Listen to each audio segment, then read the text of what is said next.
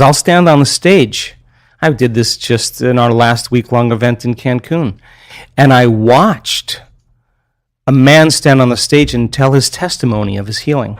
I looked out in the audience. There wasn't a person in the audience that was thinking about anything else. They were witnessing truth right before their eyes, a miracle.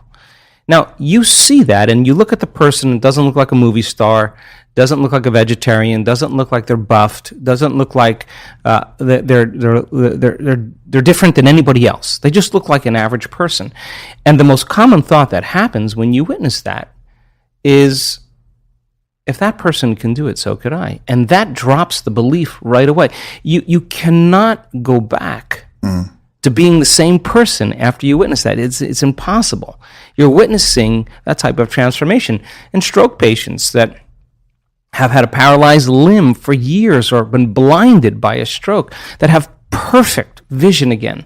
And the scans from their physician shows a complete 100% recovery. Now, strokes don't heal if they don't heal in 2 weeks, according to the conventional model of medicine.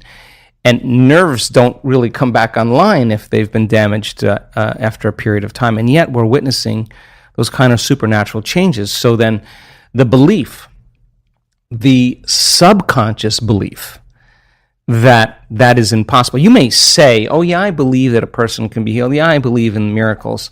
But when it comes time to actually execute them, you got to step outside a little bit and you got to trust a whole lot. So then when you start witnessing it, it becomes like a brush fire. I mean, we see in our events, once we start seeing those healings, we know it's going to just get better and more phenomenological. And then the side effect of that is a person with Raynaud's syndrome who has incredible sensitivity to cold, that has an immune problem, that is, you can't go out of their house.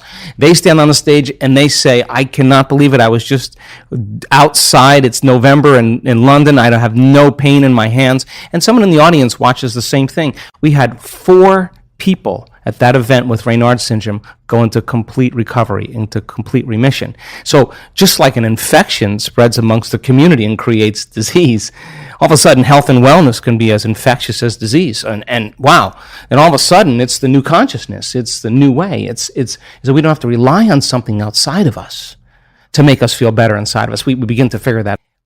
Do we need a sugar pill, a saline injection, or some false surgery or procedure to change our state of being? I mean, do you need some external influence? Because the sugar pill is a symbol.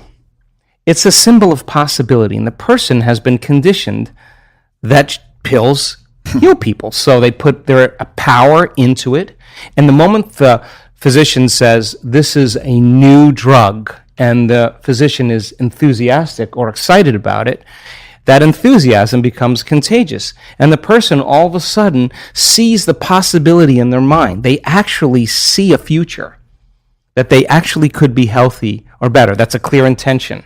And when they feel optimistic, when they feel inspired, when they feel grateful, when they're changing their emotions or energy, they're combining a clear intention with an elevated emotion.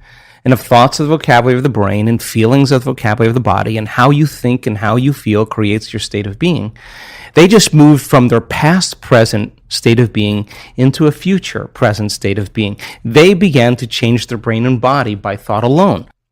In depression studies where they give someone a placebo and they say this is the best drug for depression, 4 out of 5 people that are in the placebo study get better or do as well as people who are taking the actual antidepressant. That's 80%, right? But here's the deal.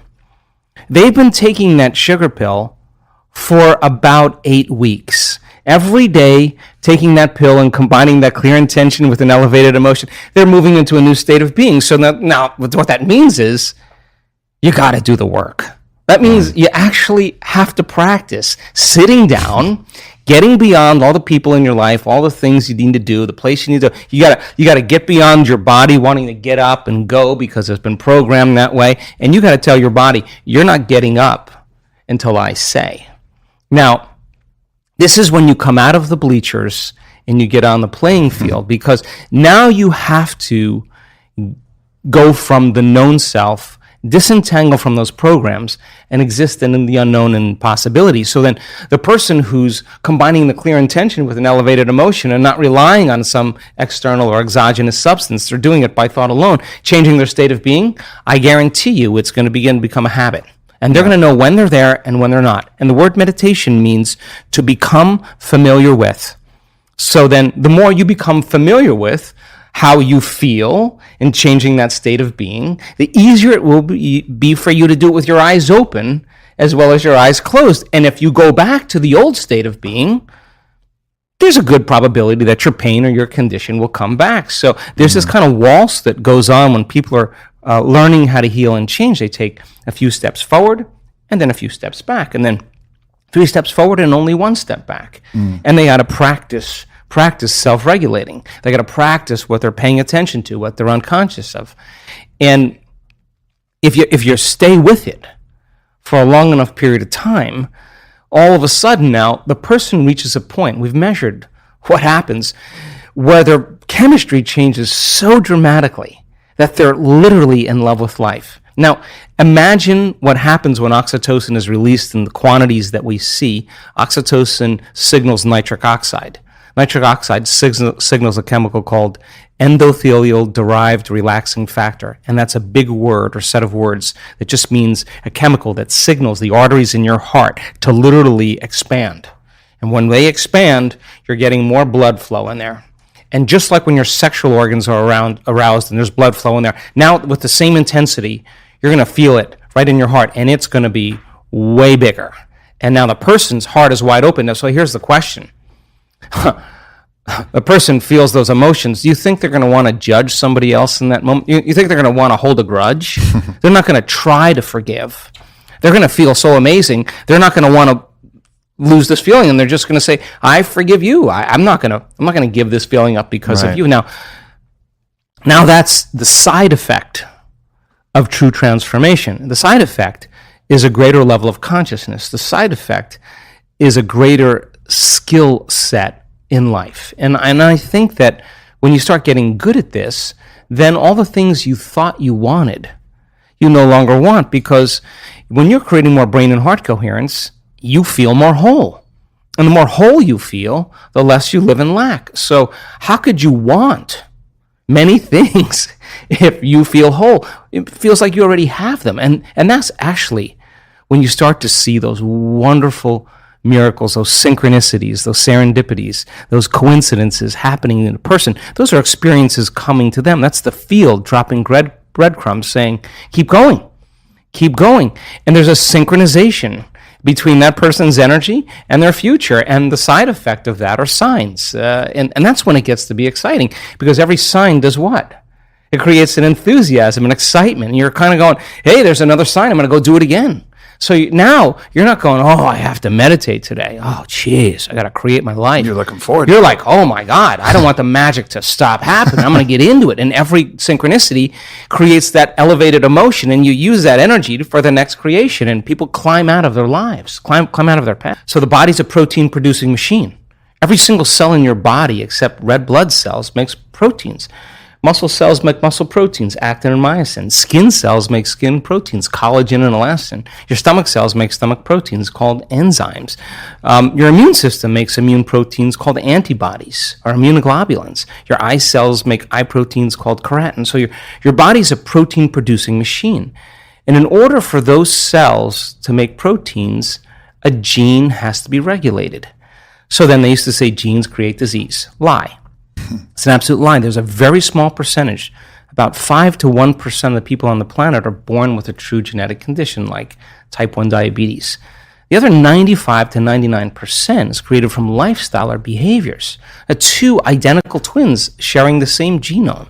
One dies at 52, the other one dies at 88. Well, what happened there?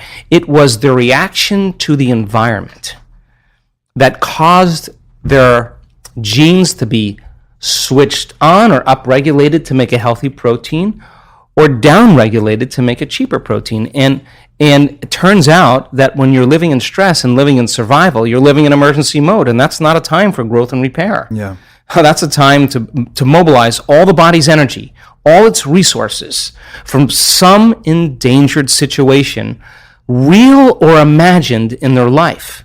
So if you're living in emergency mode for an extended period of time, and you keep signaling that gene, well, my goodness, it makes sense then that over time the gene's going to begin to wear out, just like taking a copy of a copy of a copy of a copy. Sooner or later, you're going to start making a cheaper protein. So the expression of proteins literally is the expression of life. So then, is it possible then to signal the gene ahead of the environment? The answer is absolutely yes. Because if a person's waiting for their wealth to feel abundance, if they're waiting for their health to feel wholeness and gratitude, if they're waiting for their new relationship to feel love, they're living by the old model of reality of cause and effect, waiting for something out there to change to make them feel better. And here, take away their lack or emptiness.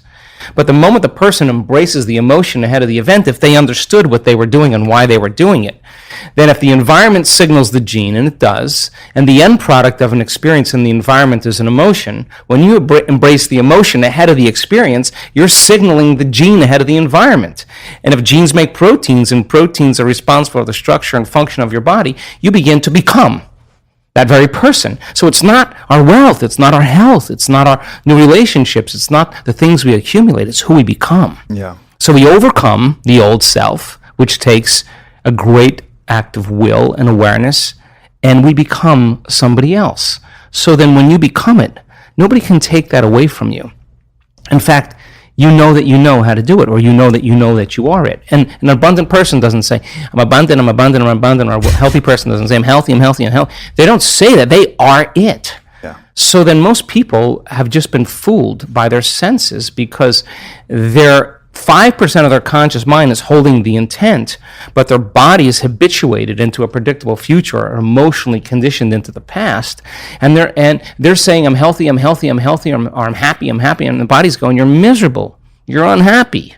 That thought can't even make it past the brainstem to the body. So then teaching people how to self-regulate, they have no idea when they start changing their emotional states, the amount of biological and energetic changes that take place within them and all around them. So then develop that skill and get really good at this. Then for the most part, you wouldn't be so interested in so many material things. You would be interested in facing off with yourself every day and asking, what is it that stands in the way between me and my future? What is it that stands in the way between me and my connection to the quantum field? I think that's the real question.